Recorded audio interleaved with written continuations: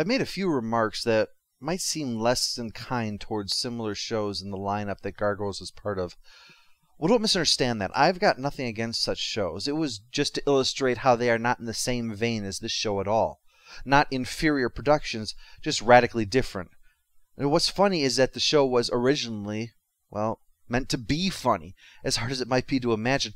Gargoyles was originally pitched and repitched as a comedy show. Demona, for instance, was a scaly female gargoyle described as being like Indiana Jones, but she loved ice cream and was terrified of pigeons. After numerous rejections, it was suggested to rework the show into a dramatic adventure, the move which not only got it onto the air, but what I would argue is responsible for the continued interest in the show all these years later, because it stood out from the rest as something truly unique, having the action-adventure stuff of other animated shows that preceded it like G.I. Joe, but with, and no insult intended, the ability to do it with far more sophisticated storytelling techniques than were normally permitted. Enter Macbeth illustrates this in more ways than one. And this episode actually came before the previous two that I covered this month, and doing it in this order helps to illustrate the problem Gargoyles had. Because as we open, you see the Gargoyles still living in the castle at the top of the tower, and Xanatos in prison for receiving stolen property. This episode came back with serious problems in the animation calling for such extensive reworking that they had to delay its release.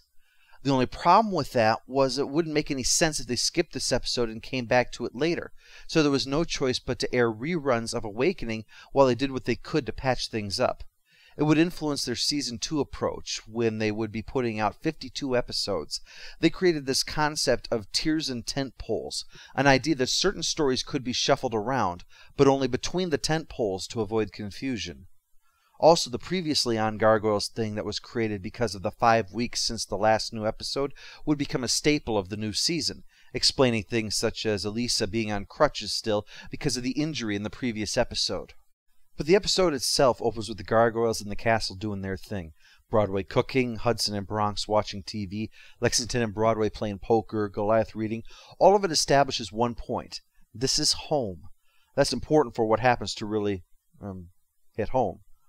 Meanwhile, Xanatos is still dealing with prison life, though he only has a week to go now.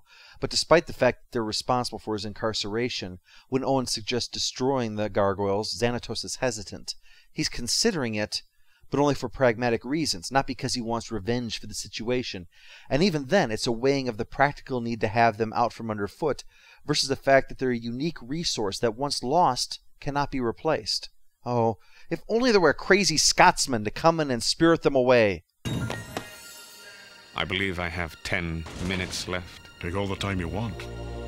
I'm here with a proposition for Mr. Xanatos. I see. And how would you go about this, Mr.? They call me Macbeth. And yes, that is John Rhys Davies.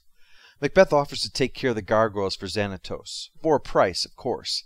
But as we discover, this is all to keep Xanatos from being suspicious over Macbeth's real motives. One of the first signs of the sophistication of Gargoyles is the complexity of the villains. Xanatos here, as I just explained, is a man who doesn't allow his ego to get in the way of his own plans. He's an interesting foe because he is completely untrustworthy, and yet so charming and even-tempered that you can see why he so easily manipulates others. He says things you want to believe are true in a way that suggests maybe, just maybe, they are. For once, we have a master criminal who doesn't seem like a greater enemy to him or herself than the heroes are. You know the kind, the ones that will break a deal for reasons that seem incredibly petty, risking a $50 billion deal because they'd rather shoot someone than pay them $5,000 that they were promised for helping the villain, that kind of thing. He's kind of like Batman, if Batman were less moral and, well, let's face it, less of an asshole.